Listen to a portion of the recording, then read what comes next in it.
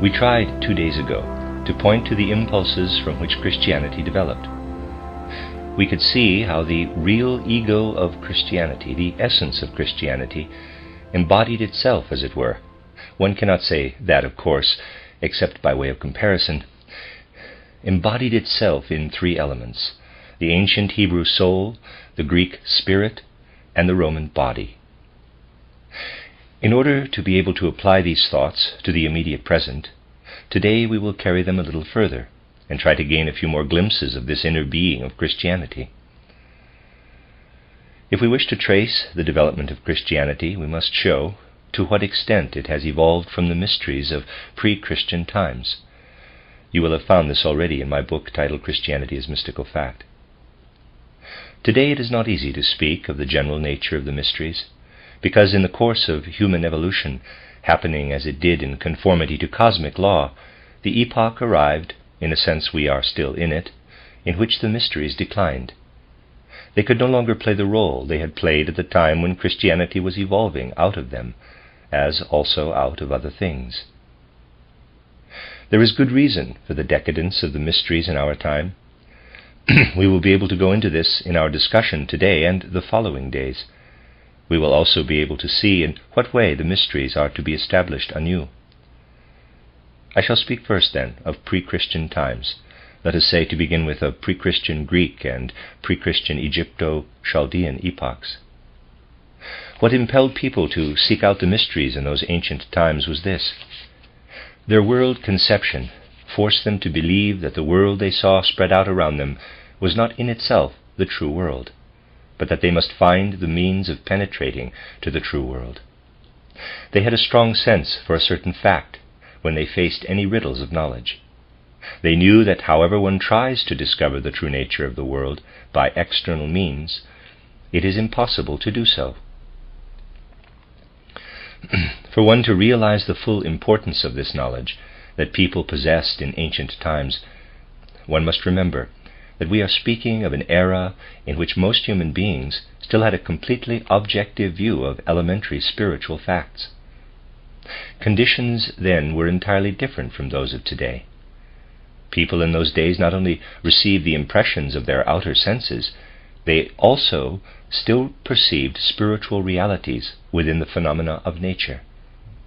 They perceived activities that were by no means limited to what we today call processes of nature. Nevertheless, although they spoke generally of the manifestation of elemental spirits in nature, they had a deep knowledge that these observations of the external world, however clairvoyant, did not lead to the true being of the world, that this true being of the world must be sought by special paths.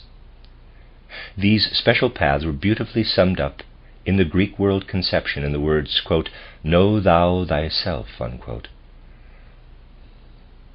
If we look for the real meaning of the words, "Know thou thyself," we shall find something like the following: their power comes from the insight that to whatever extent we may survey the external world or penetrate into it, we will not only fail to find the being of this outer world, but we will also fail to find the being of man. Expressing it simply, in the sense of our present-day worldview, we could say, those ancient people believed that a conception of nature could give no explanation of the being of man. On the contrary, they were convinced that the being of man is connected with the whole of nature, spread out in the world. Therefore, if a man succeeded in penetrating into his own being, he would then be able, through knowledge of his own being, to gain an understanding of the being of the world as well. Therefore, quote, "Know thou thyself in order to know the world," unquote. That was the impulse, one might say. And that impulse formed the basis of, well, let us say of the Egypto-Chaldean initiation. All initiation proceeds by stages. We have become accustomed to call them degrees. Now we may characterize the first stage, the first degree of the Egypto-Chaldean initiation, in this way. The neophyte must first pass through the gate of man, in quotes, gate of man. That means the human being himself was to be the gate of knowledge. First, the human being must be understood, because if we learn to know the being of man through man himself, then we can penetrate into the being of the world indirectly through man. Hence, know thou thyself is synonymous with entrance into the being of the world through the, quote, gate of man, unquote. It is not my intention to speak in detail today about the stages of Egypto-Chaldean initiation. I would like to point out what is essential for the understanding of Christianity.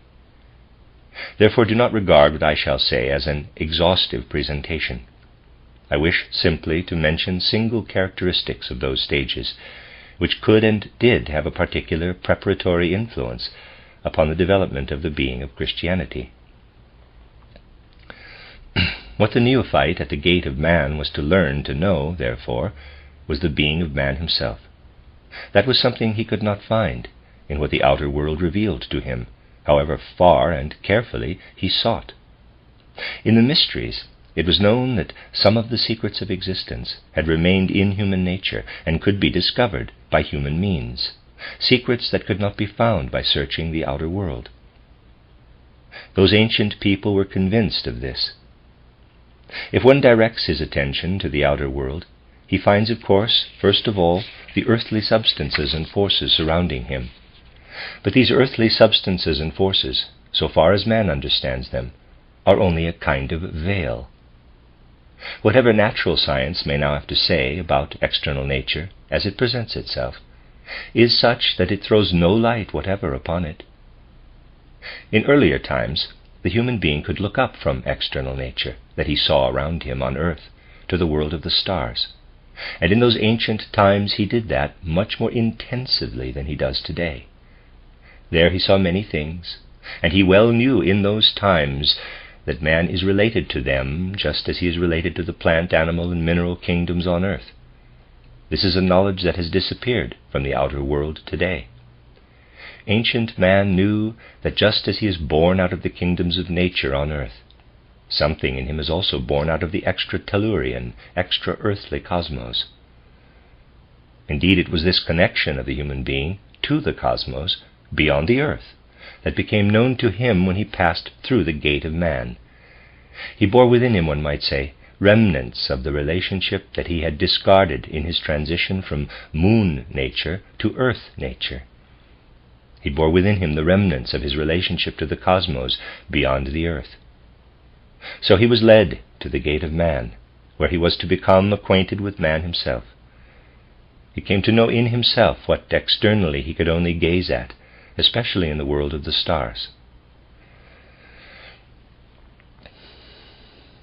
In himself he learned that as a true human being, not only is he organized in an earthly body gathered from the kingdoms of earthly nature, but also something coming from beyond the earth, coming from the whole world of the stars, has flowed into his entire human entity.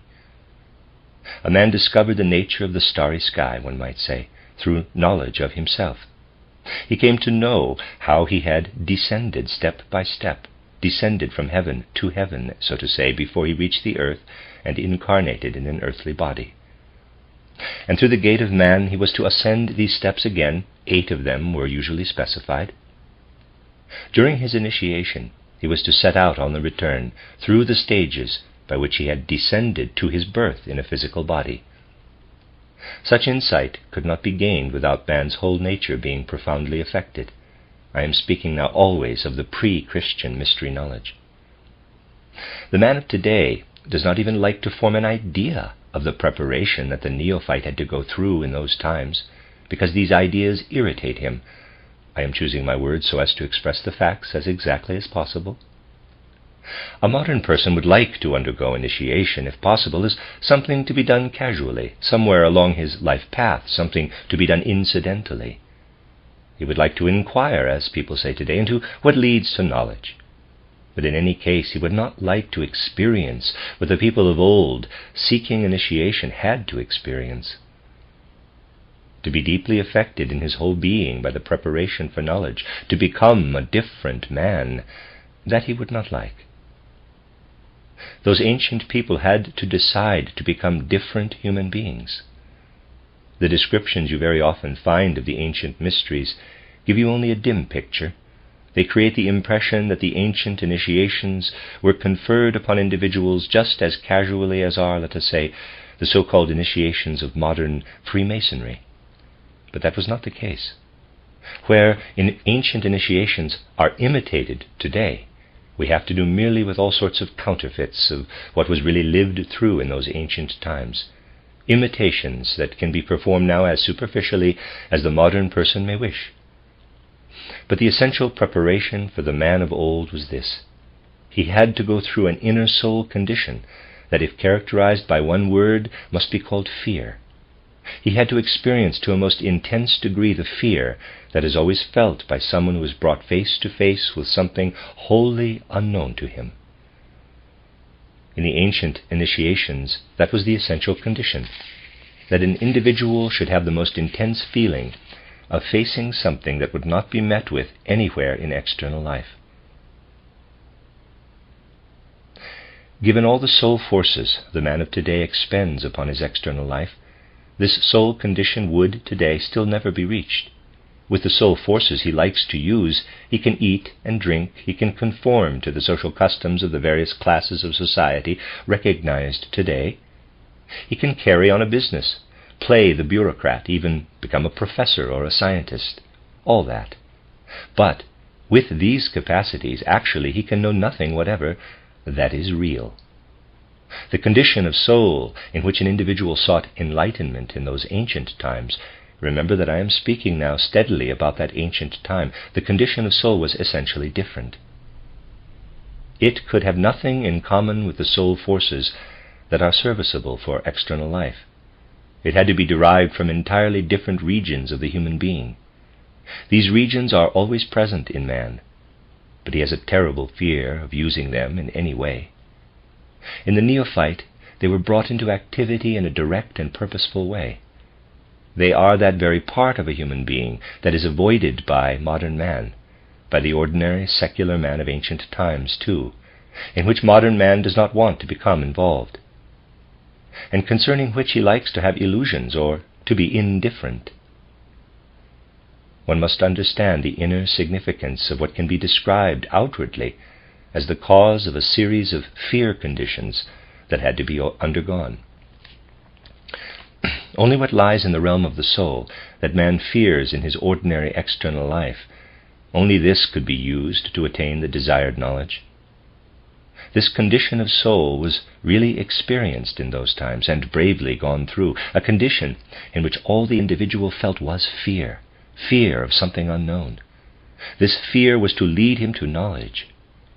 Only through this soul condition was he then brought face to face with what I have just characterized as the descent of the human being through the regions of heaven, that is, of the spiritual world, to which he was led up again through the 8 stages. Naturally, these are only imitated today, as they must be, because of the customs of our time, but in those days a man was actually brought to this experience. Especially important for us is what resulted for the individual who was brought to this gate of man. When he had grasped the full meaning of being placed there, he no longer considered himself the animal on 2 legs, pardon the expression, that is a synthesis of the rest of the kingdoms of nature here on earth. He began to feel himself as belonging to the heavens one can see, and also to those one cannot see. He began to consider himself a citizen of the whole world, to feel himself really as microcosm, not merely a little earth, but a little world. He felt his connection with the planets and fixed stars, that he had been born out of the universe. He felt that his being did not end with his fingertips, the tips of his ears, the tips of his toes, and that it extended beyond his body taken from the earth, that his being extended through endless spaces, and on through these endless spaces into realms of spirit. That was the result. Do not try to form too abstract a concept of this result. To say that man is a microcosm, a little world, and then to have nothing but the abstract idea, is not worth much. It is only a delusion, a deception. The matter of importance in those ancient mysteries was the direct experience. The neophyte really experienced at the gate of man his relationship to Mercury, Mars, the Sun, Jupiter, the Moon. He really experienced the connection between his own existence and those hieroglyphs standing in cosmic space through which the sun takes its course, apparently, as we say today, the pictures of the zodiac. Only this concrete knowledge, based on his immediate experience, determined what I am now pointing to as result.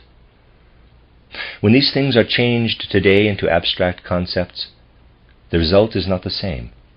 When ancient experiences are converted today into such concepts as this star has this influence, that star has that influence, and so on, they are nothing but abstract ideas.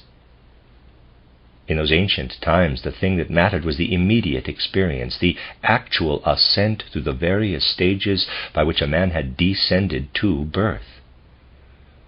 Only when the neophyte had this living consciousness, only when he experienced that he was a microcosm, was he considered ready to ascend to a second stage, a second degree, which at that time was the real stage of self-knowledge. Then he could experience what he himself was. Thus what I have characterized as being, as also the being of the world, was to be found by a person of that time only in himself. If he wished to find his way into the universe, he had to go through the gate of man. In the second stage, everything that had been learned in the first as experienced knowledge began to take on motion. It is difficult today to give any idea of this coming into motion of one's experiences. In this second stage, the neophyte not only knew that he belongs to the macrocosm, but he was woven into the whole movement of the macrocosm. He went with the sun through the zodiac, as it were, and from this journey through the whole zodiac, he came to know the full effect of any outer impression upon man himself. When you confront the external world with only the ordinary means of knowledge, you perceive merely the beginning of a very detailed process. You see a color, you form an image of it. Perhaps you retain this image in your memory, and it goes no further. These are 3 steps. If we were to consider this complete, it would be precisely as if we considered the course of the day, which is 12 hours of sunlight, as consisting only of 3 hours. For the outer impressions a person receives and follows up at most, as far as the memory image, continue within him by a further process beyond the memory image through 9 more steps. The man then becomes a mobile being, inwardly permeated, as it were, by a living turning wheel, just as the sun describes its heavenly circle, apparently according to our present-day concepts. In this way the neophyte came to know himself, and thereby to know also the mysteries of the great world. As he learned in the first stage how he stands within the world, so he learned in the second stage how he moves within the world. Without this knowledge as life knowledge, no neophyte in ancient times could reach what he then had to experience at the third stage of initiation. We live now in an epoch in which it is natural for people to disavow completely everything 3-membered, speaking in the sense of the mysteries, to erase utterly from human consciousness everything of a 3-membered nature. Whether they admit it or not, the people of our time really presuppose that the entire universe is enclosed in space and time. You will find that even very thoughtful people hold this opinion. You need only recall, for example, how the idea of human immortality was conceived in that part of the 19th century when materialism, theoretical materialism, had reached its height. Very clever people in the middle and the second half of the 19th century were insisting that if men's souls were to separate from them at death, there would finally be no room. The world would be so filled with souls that there would be no space for them. Very clever people said this, because they assumed that after death a man's soul would have to be taken care of in some way that could only be thought of with space concepts. Or take another example. There was, and it is said to exist still, a theosophical society in which all sorts of things were taught about the higher members of man's nature. I do not say that the enlightened leaders fell into this error, but a large proportion of the members imagined the astral body as quite spatial, of course very tenuous, like a cloud, but nevertheless like a spatial cloud. and they indulged in speculation as to the whereabouts of this cloud in space when someone goes to sleep and the cloud goes out of him spatially. It was difficult to suggest to many of these members that such spatial concepts are unsuitable for spiritual ideas. It is exceedingly difficult for anyone in our time to imagine that at a certain point on the path of knowledge, one does not merely enter into a different dimension of space and time from that of everyday consciousness, but one actually goes out of space and time. The truly supersensible does not really begin until one has abandoned not only sense impressions and their time processes, but space and time themselves. One enters into conditions of existence entirely different from those that have to do with space and time.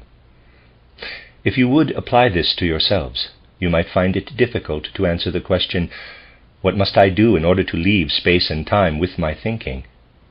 Yet that was the real achievement, resulting from the completion of the first 2 stages of the mysteries. If a clear consciousness of the secrets of the 3rd stage had still existed in this age of materialism, nothing so grotesque could have developed as the theory of spiritism. I speak now of the basic theory, not of external experimentation. Anyone who tries to find spirits, wanting to bring them into space as rarefied bodies, does not realize that the procedure is utterly devoid of spirit. That is, he is seeking a world that does not contain spirits, but contains something else.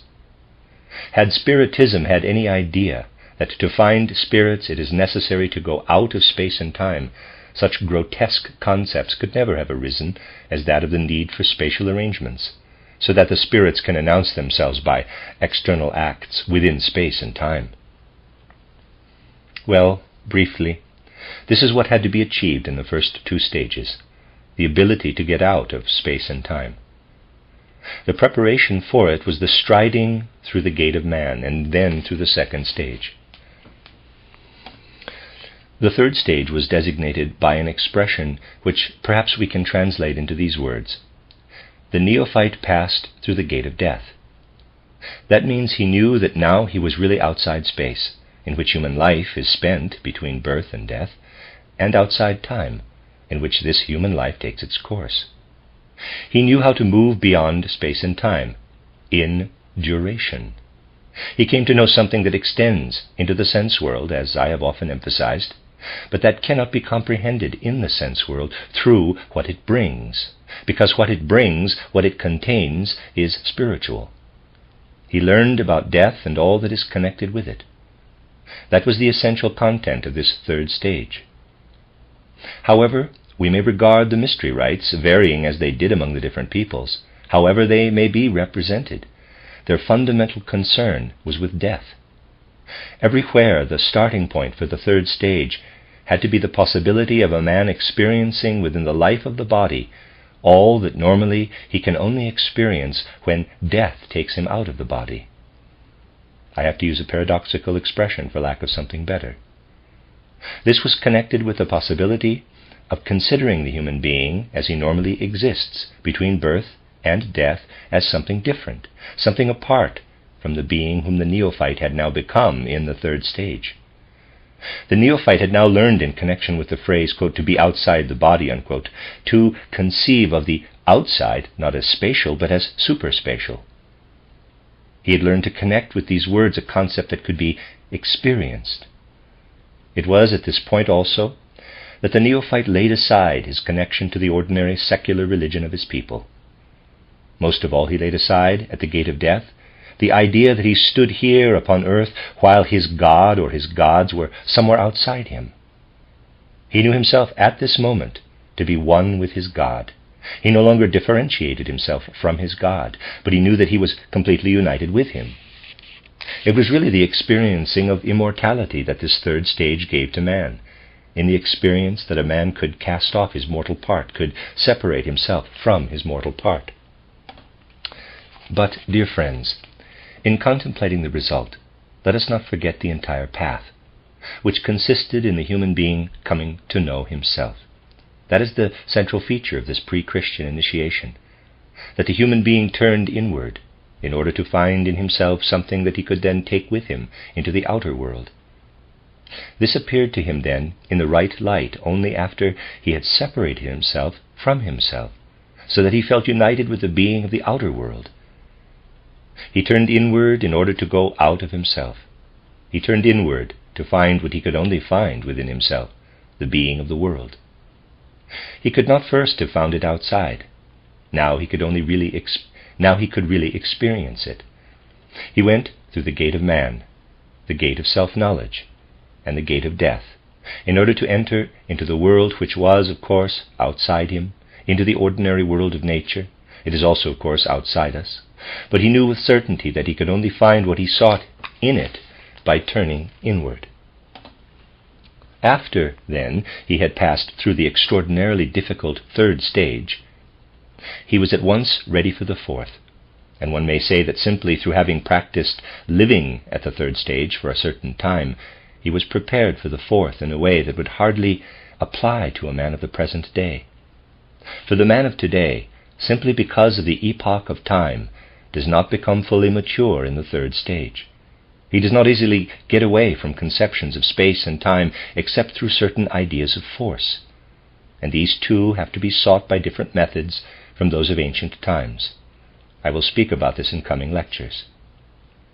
By what the neophyte had now carried into the world from out of himself, he was raised to the consciousness of the fourth stage. He became what was expressed, when carried over and translated into later languages, by the word Christophorus, or Christ-bearer. That was fundamentally the goal of this mystery initiation, to make the human being a Christ-bearer. Naturally, only a few selected individuals became Christ-bearers. Moreover, they could only become such by first seeking in themselves what was not to be found in the outer world, by then taking back into the outer world what they had found within, and then by uniting themselves with their God. This is the way they became Christ-bearers. They knew that they had united themselves in the universe with what is called in the Gospel of St. John the Logos, or the Word. This is not said in an historical sense, but in anticipation. They had united themselves with that out of which all things were made, and without which not anything was made that was made. Thus, in those ancient times, the Christ mystery was separated from man, as it were, by an abyss, and man crossed the abyss by becoming able, through self-knowledge, to go out of himself, and to unite himself with his God, to become a bearer of his God. Let us suppose now, hypothetically, in order to help us forward, that the mystery of Golgotha had not taken place on earth, that the earth evolution had continued to the present time without the event of Golgotha ever having taken place. Only by means of such contra-hypotheses is it possible to grasp the significance of such an event as the mystery of Golgotha. Therefore, let us suppose that this event had not occurred up to our present day. What would have taken the place of that content which individuals found within themselves as a result of the ancient mysteries? The man of today would be able to understand the Greek Apollonian maxim, "Know thou thyself." He could intend to live up to it. He could try, because after all the traditions have been preserved, to go through the same method of initiation as, let us say, the Egypto-Chaldean initiation of a king. That is, he could try to rise through the 4 stages, just as they were gone through in those pre-Christian times, to become a Christophorus. But in that case, the human being would now have a very definite experience. If he followed the maxim, "Know thou thyself," and tried to turn inward, even to pass through the conditions of fear that were suffered in that ancient time, if then he went through the experience of transformation, the setting into motion of what had first been known in a state of rest, he would now have the experience of finding nothing in himself, of now not finding the being of man in himself. That is the essential fact. Certainly, the maxim, "Know thou thyself," is valid for a man of our time, but self-knowledge no longer leads him to knowledge of the world.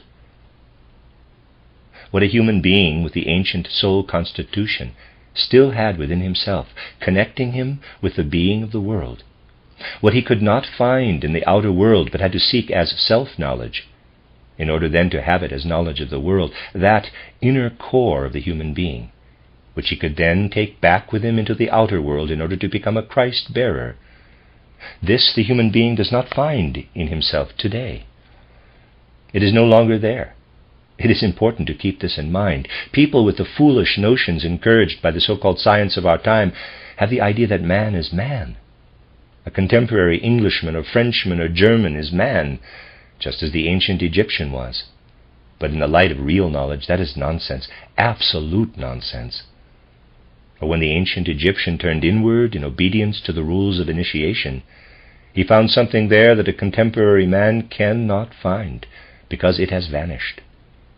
What could still be found in the soul constitution of pre-Christian times, and even more or less in the Greek soul of the Christian era, has fallen away from man and been lost. It has vanished from the being of man. The human organism is a different one today from that of ancient times. Using other words, we might say, when the human being turned inward in ancient times, he found his ego. Even though dimly sensed and not in fully conscious concepts, still he found his ego. That does not contradict the statement that in a certain sense the ego was first born with Christianity.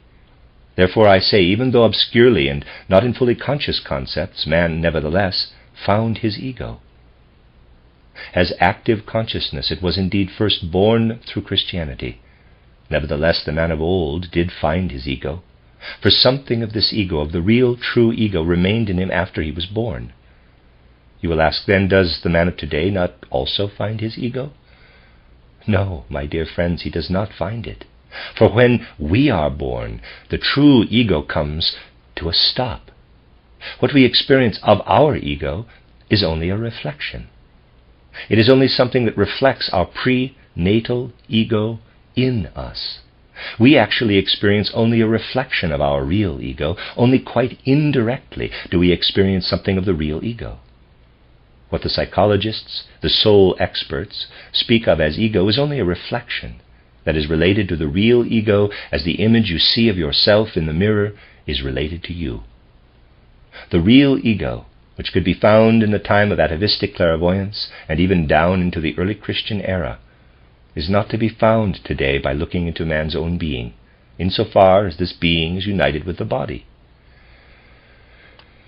Only indirectly does the human being experience something of his ego, namely when he comes into relation with other people, and his karma comes into play. When we meet another person and something connected with our karma takes place between us, then some impulse of our true ego enters into us. But what in us we call our ego, what we designate by that word, is only a reflection. And through the very fact of experiencing this ego merely as a reflection in this fifth post-Atlantean epoch, we are being made ready to experience the ego in a new form in the sixth epoch. It is characteristic of this age of the consciousness soul that the human being has his ego only as reflection, so that he may enter the coming age of the spirit self and be able to experience the ego in a new form, a different form. But he will experience it in a manner that now in our time would be unpleasant.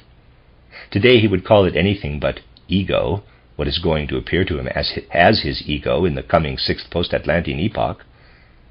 People in the future will seldom have those mystical inclinations that are still experienced by some individuals today, to commune with themselves in order to find their true ego, which they even call the divine ego. They will have to accustom themselves to seeing their ego only in the outer world. The strange situation will come about that every person we meet who has some connection with us will have more to do with our ego than anything enclosed in our own skin will have to do with it. We are heading toward a future age in which a person will say to himself, "Myself is out there in all those whom I meet. It is least of all within me. While I live as a physical human being between birth and death, I receive myself from all sorts of things, but not from what is enclosed in my skin." This seeming paradox is already being indirectly prepared by the fact that people begin to feel how little they themselves really are in the reflection which they call their ego. I remarked recently that anyone can discover the truth about himself by reviewing his own biography, factually, and asking himself what he owes since birth to this person or that. In this way he will gradually resolve himself into influences coming from others, and he will find extraordinarily little in what he usually considers his real ego, but which is really only its reflection, as has been said. Speaking somewhat grotesquely, we may say, at the time that the mystery of Golgotha took place, the human being was hollowed out. He became hollow. And it is important that we learn to recognize the mystery of Golgotha as an impulse that has a reciprocal relation to this hollowed out condition of man. If we speak truly, we must make it clear that the hollow space in man, which indeed could be found still earlier, let us say in the Egypto-Chaldean royal mysteries, had to be filled up in some way. In that ancient time it had been partly filled by the real ego, but this now comes to a stop at birth, or at latest in early childhood. There is some evidence of its presence in the first years of childhood. This hollow space has been filled by the Christ impulse.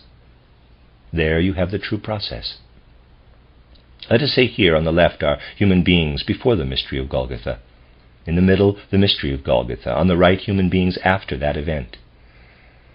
Before the mystery of Golgotha, a human being had something in him that was found through initiation, as has been said. Since that time it is no longer there. He is hollowed out, as it were. The Christ impulse descends and fills the empty space. The Christ impulse is not to be conceived of, therefore, as a mere doctrine, a theory, but must be comprehended in accordance with facts. Only one who really understands the possibility of this descent in the sense of ancient mystery initiation will grasp the inner significance of the mystery of Golgotha. A man cannot today find a Christ bearer forthwith as he could in the ancient Egyptian royal initiation, but in any event he becomes a Christ bearer in that the Christ descends into the hollow space within him. Therefore, the fact that the principles of the ancient mysteries lost their significance reveals why the Christ mystery is of such profound importance. You will find that I have spoken of this in my book titled Christianity as Mystical Fact. I said that what formerly was experienced in the depths of the mysteries, what made a man a Christophorus, has brought out on the great stage of world history and has been accomplished as external fact. That is the truth. You will see from this also that since those ancient times, the principle of initiation itself has had to undergo a transformation. For what the ancient mysteries upheld as the thing to be sought in man cannot be found there today.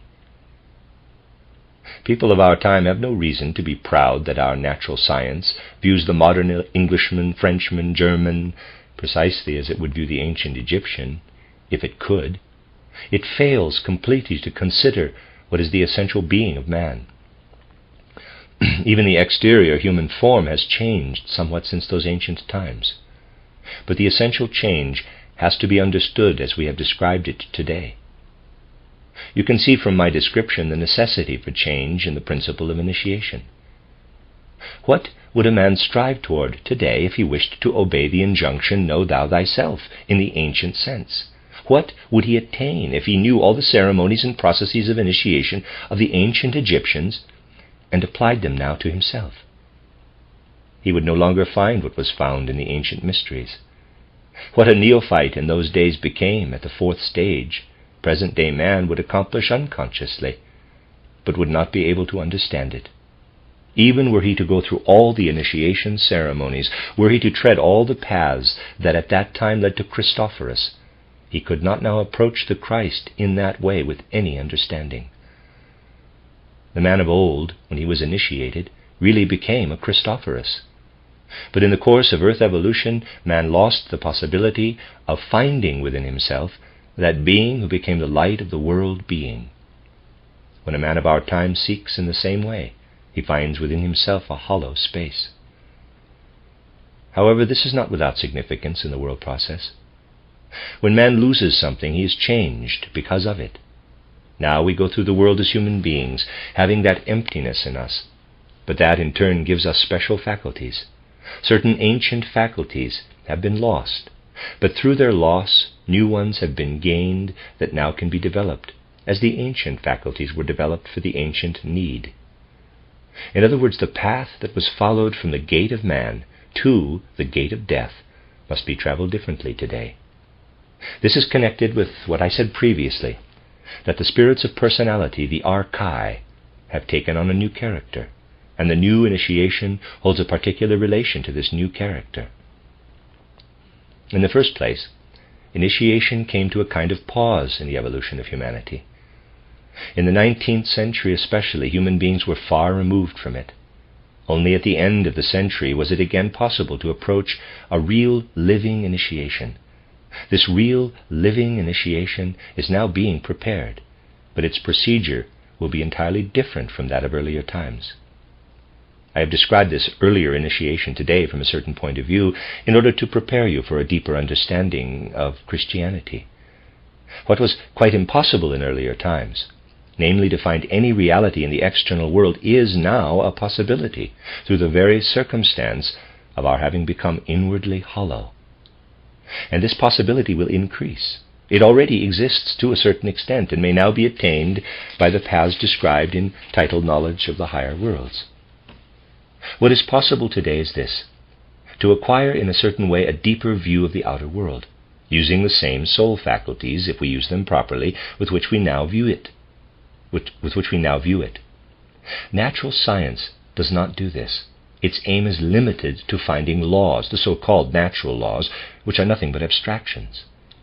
If you acquaint yourselves a little with current literature, which cloaks the natural scientific concepts in a sort of little philosopher's mantle, I might also say, puts a philosopher's little hat on them, if you make yourselves acquainted with this literature, you will see that the people who talk about these things are quite unable to relate their natural laws to reality. They reach natural laws, but these remain abstract concepts, abstract ideas. Such an individual as Goethe tried to push beyond natural laws. And what is significant in Goethe and Goetheanism is something little understood, namely that Goethe tried to penetrate beyond the laws of nature to the forms of nature, to nature formation. Hence he originated a morphology on a higher level, a spiritual morphology. He tried to capture not what the outer senses yield, but the processes of formation, what is not to be discovered by the senses, but is hidden in the forms. Thus we can really speak today of something that corresponds to the gate of man. We can speak of the gate of nature forms. I might say that there were already signs of this dawning, though still dim, when out of the chaotic mysticism of the Middle Ages such a man as Jacob Boehme spoke of the 7 forms of nature. This was in his own language, and neither very clear nor very comprehensive. Nevertheless, these forms are what modern initiation must come to more and more. Forms that reveal themselves within the external physical forms, but extending out beyond space and time. I have often referred to that famous conversation between Goethe and Schiller, as they came from a lecture by the scientist Bach. Schiller said to Goethe that Bach certainly had a very splintered way of observing the world. In their day it was still far from being as splintered as that of present-day physical scientists, but nevertheless Schiller felt that it was very prosaic. Goethe remarked that of course a different method of observation could be employed, and in a few characteristic strokes he sketched his idea of the primordial plant and the metamorphosis of plants.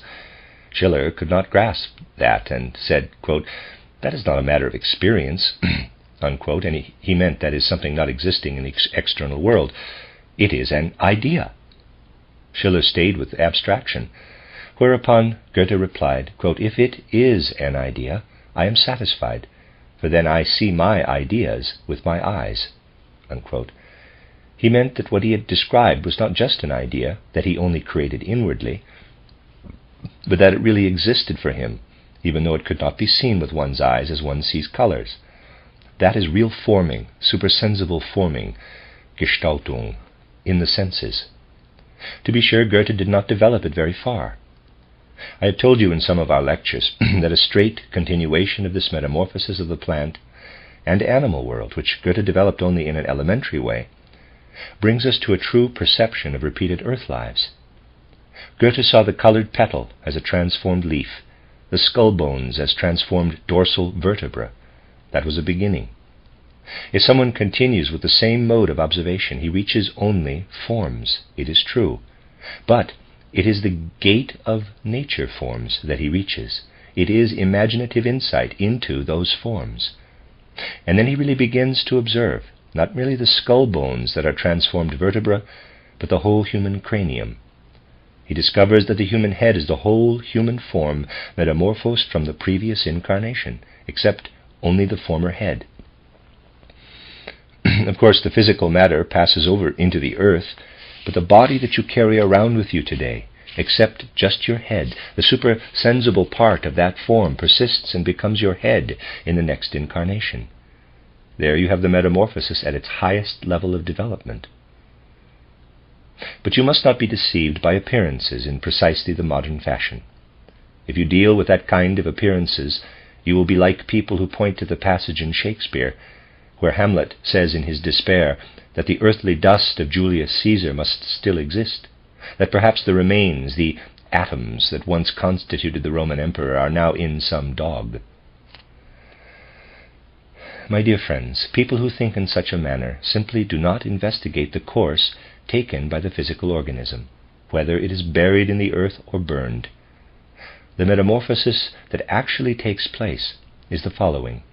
Only the head disappears, vanishes from the earth, for it goes out into the universe. But your present body, in this incarnation, except the head, is transformed, and you will find it as your head in your next incarnation. You cannot escape it. You need not consider the material substance at all.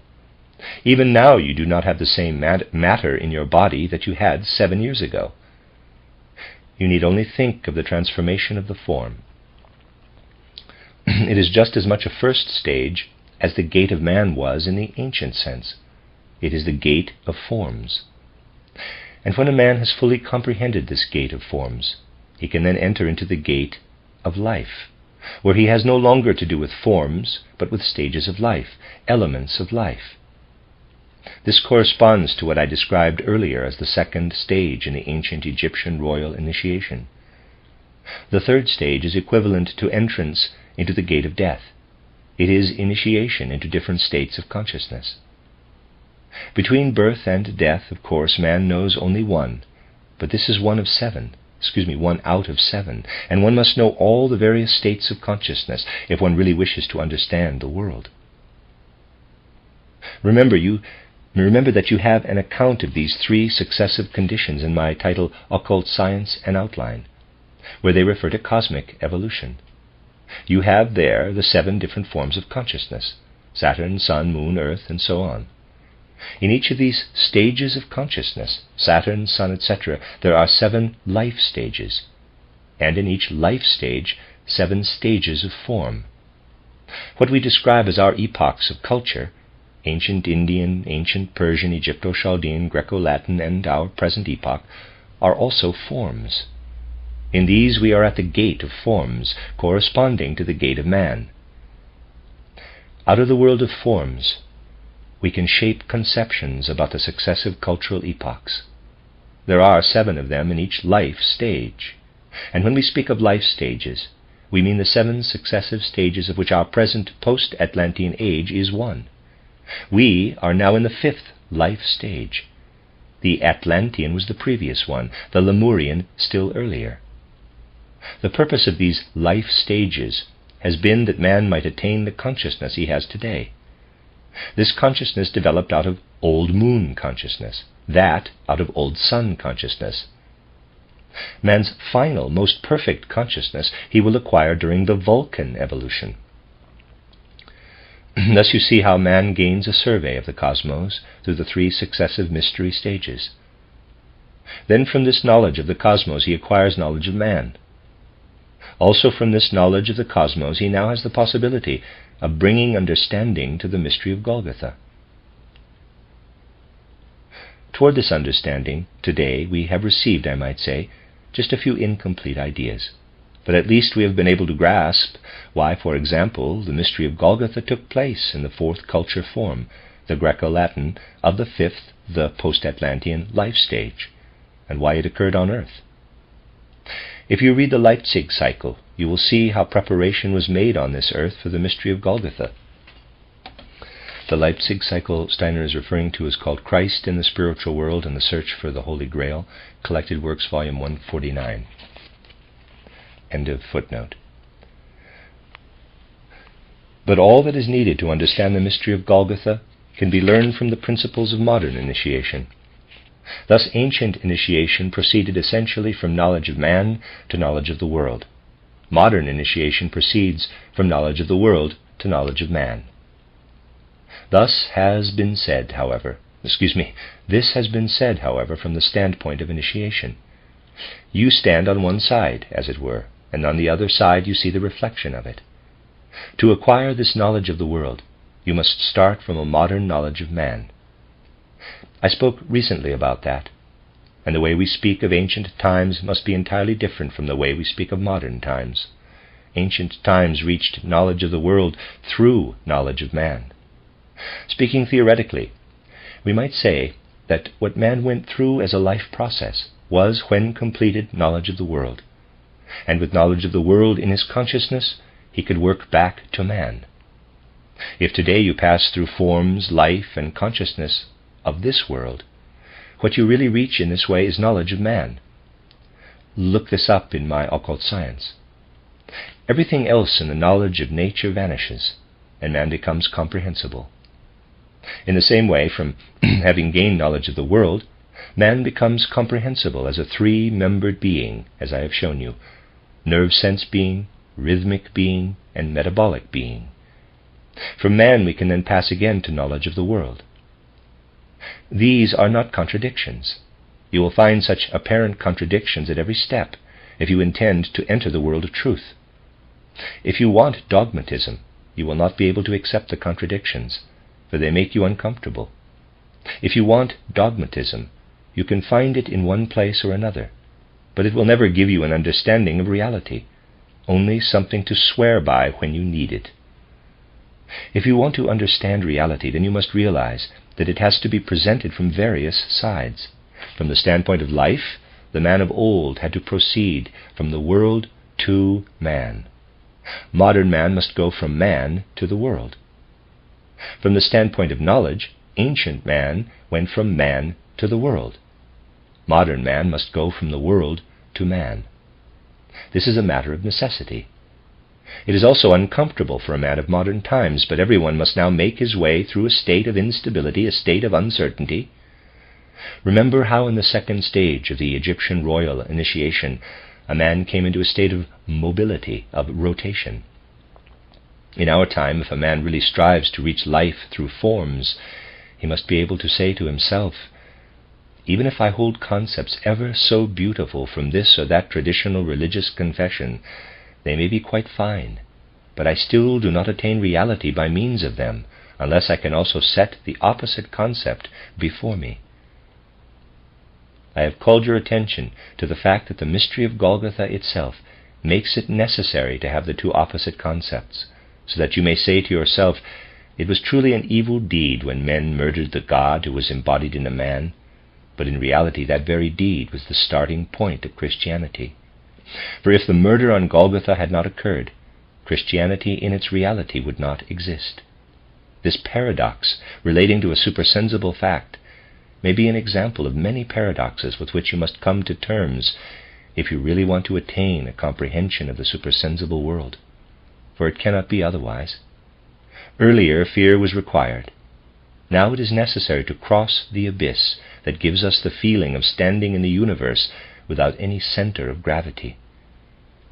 But this must be gone through, so that concepts may no longer be something to swear by, but may be regarded as something that illuminates things from various sides, like pictures taken of a tree from various sides. The dogmatist, the scientist, the theologian believe that they can grasp the whole of reality by means of dogmas of some sort. Someone who stands within reality knows that any assertion coming from dogmas may be likened to a photograph taken from one side, giving only one aspect of reality. He knows that he must have at least the opposite aspect, so that by seeing the two together, he may approach the reality of the subject. More of this tomorrow.